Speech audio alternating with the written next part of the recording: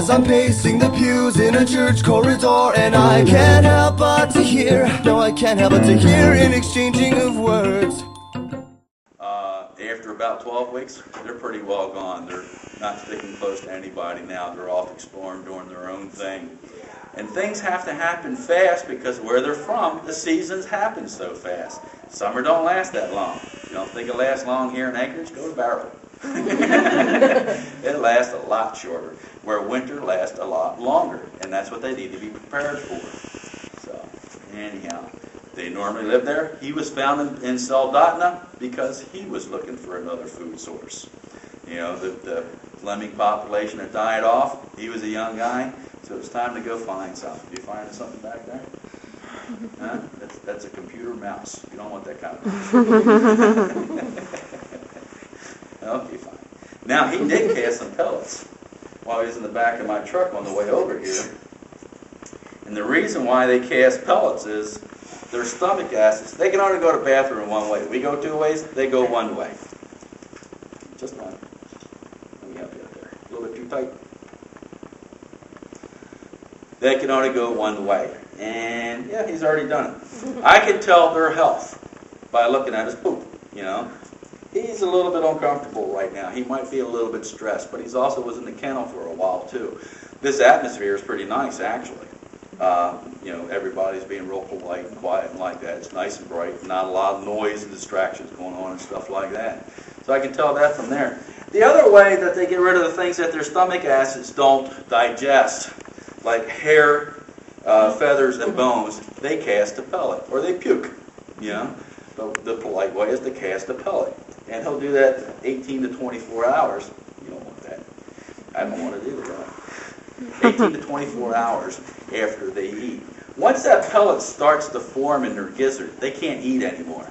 So they have to stop eating until they cast that pellet. So they try to eat all that they can at one time, and they prefer to eat things in one gulp, like the lemmings or the mice or whatever. They prefer to eat that all at one time.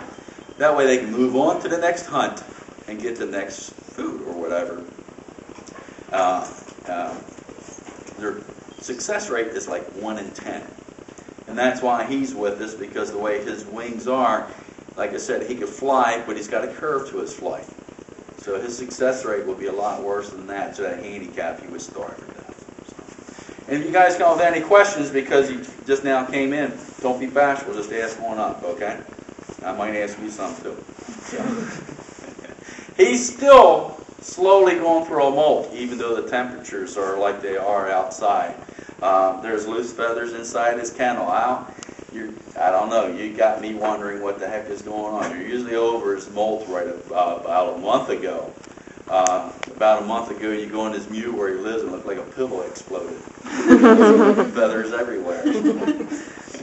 And you can see that he didn't do a complete molt. If you look at his tail feathers, the ones in the middle are bright white. He molted those, but the other ones are dirty. They stayed. Yeah, they're behind you now. I don't know what happened there. He can turn his head 190 degrees. So all the way behind himself, plus another 10 degrees. It's because he has 14 vertebrae in his neck, where you and I only have 7.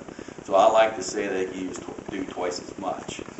But the reason why he needs to do that, and see, we'll get a good example here in a little bit. There you go. His eyes are fixed in his head. He can't move them left and right and up and down like you and I, and that's like that with most owls. And that's because of the size of them. His eyes are a lot larger inside his head than what you can see from the outside. They take up the majority of his skull. So that might tell you a little bit about their intelligence. But, I'm sorry, but the eyesight is great.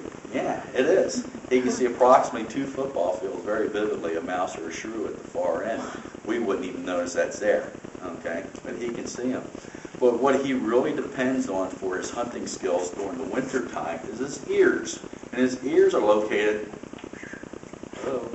are on the side of his head. And you probably can't see him that well. You probably can't see him that well. He doesn't have this stuff hanging off of him. He's got 2 slits on both sides, and they're asymmetrical. One is higher than the other. And it helps work out a hearing radar. And the best way for me to describe it is take your old type of alarm clock that you wind up and goes tick, tick, tick, tick, tick, tick, tick all night long. Turn the lights out, put it somewhere in the room, turn yourself around a couple times, and then listen. And you'll hear that ticking. And if it's louder in this ear, you know it's off this direction, so you're going to turn until you can hear it equally in both ears. Then you know where that clock is at. That's what he does, but a lot faster than what I just described it. Because during the winter time, his prey is running in snow tunnels underneath the snow, not on top. You can't see it. The eyesight doesn't do him any good. But he can hear them running through those snow tunnels, estimate about how fast they're going and what direction they're going and like that, dive through about up to 1.5 foot of snow with his talons, and grab dinner. So that's why he needs to have such excellent hearing. He does a few different styles during the springtime and summer as far as his hunting skills. Sometimes he'll fly above and then pounce down on top of his prey. Others he'll do this fly along and just grab as he flies along casually type deal. And the one I have not seen that we've read about, but I would love to see in person, is he'll run them down and chase them with, catch them with his talons. And I've seen this guy running. It's about as ugly as me running. You know, I would love to see him. I would, catch something like that. But something tells me it's not something they do regularly. It's not a very good runner. No, you're not. We had a female in the program. Unfortunately, she passed away, the one in the picture, earlier this summer. She was about 18 or 19 years old when she passed away. When she came to us, we found a band on her leg. And after we took care of all the medical stuff, they researched the band. It was placed on her leg by a biologist in Russia. The bird had migrated across the Bering Sea to find another food source. So, which is fairly easy to do during the wintertime, when right now the Bering Sea is still frozen during the wintertime. So a lot of people couldn't walk it. They were crazy enough.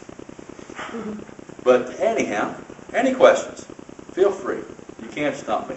I dare you to stump me. Double dog dare you. What a beautiful wedding, what a beautiful wedding, says a bridesmaid to a waiter. But what a shame the poor groom's bride is a whore. I chime in with a haven't you people ever heard of closing a goddamn door? No, it's much better to face these kinds of things with a sense of poison rationality. I chime in, haven't you people ever heard of closing a goddamn door? No, much better to face these kinds of things with a sense of, well, in fact, well, I'll look at it this way. I mean, technically our marriage is saved. Well, this calls for a toast, so pour the champagne. Oh, well, in fact, well, I'll look at it this way. I mean, technically our marriage is saved. Well, this calls for a toast, so pour the champagne.